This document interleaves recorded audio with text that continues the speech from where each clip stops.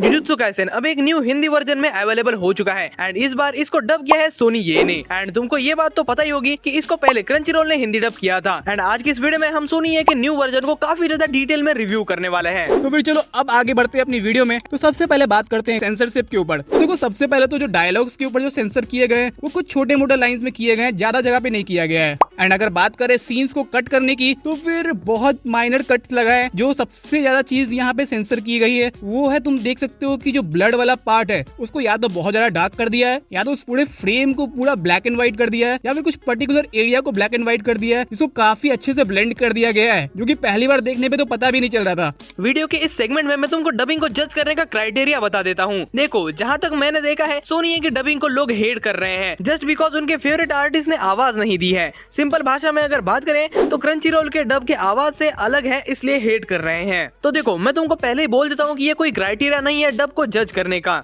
अगर तुमको कंपेयर ही करना है तो जापानीज से करो, क्योंकि ओरिजिनल एंड लीडिंग ट्रैक यही होता है। उसके बाद के क्राइटेरिया में कैरेक्टर के ऊपर वॉइस कैसी लग रही है, इमोशंस कैसे डाले कैरेक्टर के ऊपर, वो चीजें देखी जाती है। सिर्फ इस कारण हेट करना क्योंकि तुम्हारे फेवरेट आर्टिस्ट ने इसको आवाज नहीं दी है वो टोटली रॉन्ग है। एंड अब बात करते हैं स्क्रिप्टिंग के ऊपर। तो अगर हम देखें सोनी ये की डबिंग की स्क्रिप्ट जो कि एक्चुअली काफी अच्छी है। देखो अगर तुम क्रंचीरोल की स्क्रिप्ट को देखोगे देन वहाँ पे बहुत ज्यादा ही शुद्ध हिंदी कर दिया था। एंड अटैक्स के नेम बाकी जितने भी डोमेन थे सबका नेम भी बदल दिया था, जो कि कुछ हद तक क्रिंज हो जाता है। एंड अगर तुम सोनी ये में देखोगे बहुत ही अच्छे से हिंदी और इंग्लिश वर्ड्स को बैलेंस किया गया है। जहाँ पे नीड है हिंदी वर्ड्स की वहाँ पे हिंदी में बोला गया है, जहाँ पे वर्ड्स को चेंज ना करके इंग्लिश में ही रहने देना चाहिए वहाँ पे बिल्कुल ही वैसे ही रखा गया है। एंड कुछ जगह पे डायलॉग को सेंसर भी किया गया है। तो फिर ओवरऑल देखा जाए तो स्क्रिप्टिंग अच्छी थी सोनी ये की।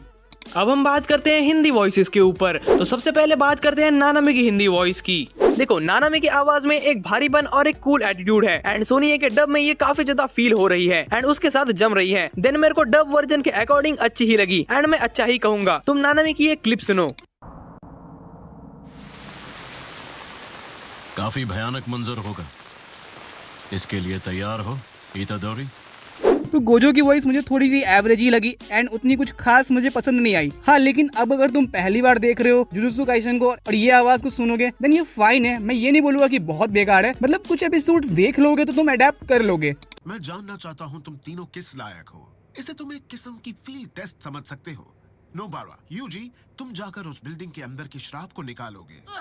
एक तरह से देखो तो तुम खुद आधी श्राप बन चुके हो। तुम्हारी बॉडी में श्रापित एनर्जी मौजूद है, हालांकि उस एनर्जी को कंट्रोल करना सीखना इतना आसान नहीं, इसलिए इसे यूज करो।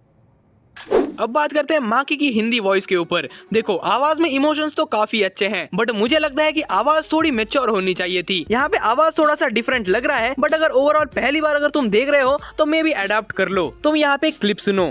मुझे मेरे सरनेम से बुलाना बंद करो। अरे तो मुझे पहले क्यों नहीं बताया? अब तो इन्हें ऐसा ही लगेगा जैसे मैं पत्थर दिल लड़की हूँ। प्यार से पेश आने से इनकी कोई मदद नहीं होगी। तो अब बात करते हैं यूजी इतादोरी की हिंदी वॉइस के बारे में। तो देखो यूजी इतादोरी को हिंदी में वॉइस दे रहे हैं Sahil Kulkarni sir. To be honest में बोलूं तो मुझे इनकी वॉइस काफी अच्छी लगी यूजी के लिए। इनकी आवाज यूजी पे बहुत ही अच्छे से बैठ रही है, बहुत ही अच्छे से इमोशंस को भी डिलीवर किया है। तो मेरे लिए तो ओवरऑल ये काफी अच्छा था। तुम यूजी की क्लिप यहाँ पे सुन सकते हो।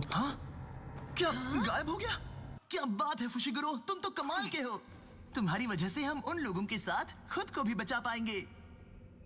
अब बात करते हैं तोदो की आवाज के ऊपर। तो तोदो की आवाज के ऊपर बात करी जाए तो देखो तोदो की आवाज मुझे काफी ज्यादा अच्छी लगी।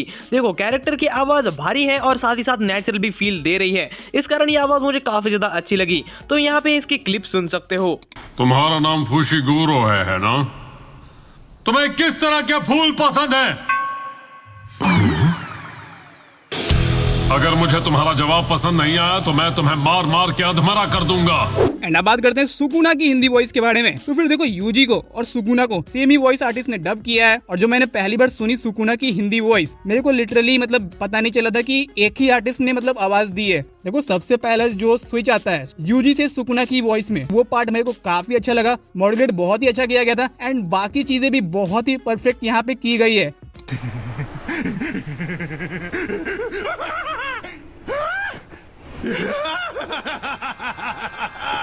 मैं जानता था रात का असली मजा इससे आएगा।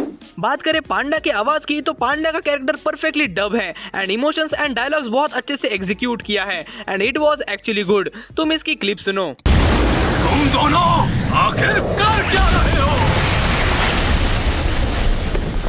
फ्यू, बाल बाल बच गए। कैसा था शाही टुकड़ा? शायद ऐसा करना ठीक तो नहीं था। तो अब बात करते हैं मेगुमी की हिंदी वॉइस के बारे में। देखो फर्स्ट ऑफ ऑल तो इसमें भी इमोशंस कहीं भी लैक नहीं कर रहे हैं एंड काफी परफेक्टली एग्जीक्यूट किया है यहाँ पर भी। एंड मुझे ओवरऑल ये भी काफी अच्छा लगा। तुम यहाँ पे क्लिप सुन सकते हो। मैंने ये नहीं कहा कि हम वापस आएंगे, मैंने कहा इसे रहने दो। मैं अपनी जान किसी ऐसे के लिए खतरे में नहीं डालने वाला जिसको बचाने का मेरा कोई इरादा नहीं था। इसे भूल जाओ। नोबारा की आवाज यहाँ पे मुझे तो काफी अच्छी लगी है। उसके attitude and high pitch dialogues को अच्छे से ही किया गया है सोनी ये के डब में एंड डब वर्जन के अकॉर्डिंग ये अच्छा ही है। तुम ये नोबारा की क्लिप सुनो। तुमने ये कभी नहीं कहा कि अकेले जाना खतरनाक है। मैं रुको, नहीं कहा। मैं यहाँ क्यों हूँ? क्योंकि मुझे गाँव नहीं पसंद। मुझे हमेशा से टोक्यो में रहना था। एक तरीका था जिससे मुझ जैसी गरीब लड़की बिना पैसों के एक बड़े शहर में रह सकती थी। कुछ पैसे बचाने के लिए तुम अपनी जान दांव पर लगा दोगी? अब बात करते हैं गेटो की वॉइस के ऊपर। तो देखो गेटो की वॉइस भी मुझे काफी अच्छी लग रही है। यहाँ पे जो आवाज में भारीपन चाहिए था, कैरेक्टर का जो टोन है एंड जो एटीट्यूड है, वो सब कुछ यहाँ पे बहुत ही क्लियरली दिख रहा है। तो फिर मुझे तो ये भी काफी अच्छा ही लगा है। बात तो सही है, पर इस वक्त तुम्हें खत्म किया जा रहा है। इसीलिए हम तुमसे पूछने के लिए आए हैं। अगर तुम जीतना चाहते हो तो तुम्हें 2 कंडीशंस पूरी करनी होंगी। अब बात करते हैं माहितो की हिंदी वॉइस के बारे में। माहितो की जो हिंदी वॉइस है, आई थिंक ये बहुत ही परफेक्ट था। इस कैरेक्टर के अंदर बहुत ही डिफरेंट टाइप ऑफ इमोशंस हैं, जो कि डिलीवर करना उतना आसान नहीं है। एंड यहाँ पे मतलब हिंदी में मुझे तो काफी अच्छा लगा है। बहुत गैर जिम्मेदार हो, जबकि तुम ही ने उसे उकसाया था। हम तुम्हारी ही बात कर रहे थे। जोगो, हनामी, देखकर अच्छा लगा कि तुम ठीक हो। हम शातिर होंगे जैसे इंसान होते हैं, और श्राप भी। तो यहाँ पे हमने काफी सारे कैरेक्टर्स की हिंदी वॉइस के ऊपर बात कर लिया है। एंड अगर ओवरऑल बोलूँ तो फिर देखो सोनी ये ने भी अच्छा ही काम किया है। और देखो बाकी अगर सही में कुछ खराबी होती तो मैं लिटरली आके बोल देता। लाइक तुमने मेरे प्रीवियस रिव्यू भी देखे होंगे, जब मेरे को खराब लगा है मैंने ऑनेस्टली आके बताया है कि हाँ ये खराब लगा है।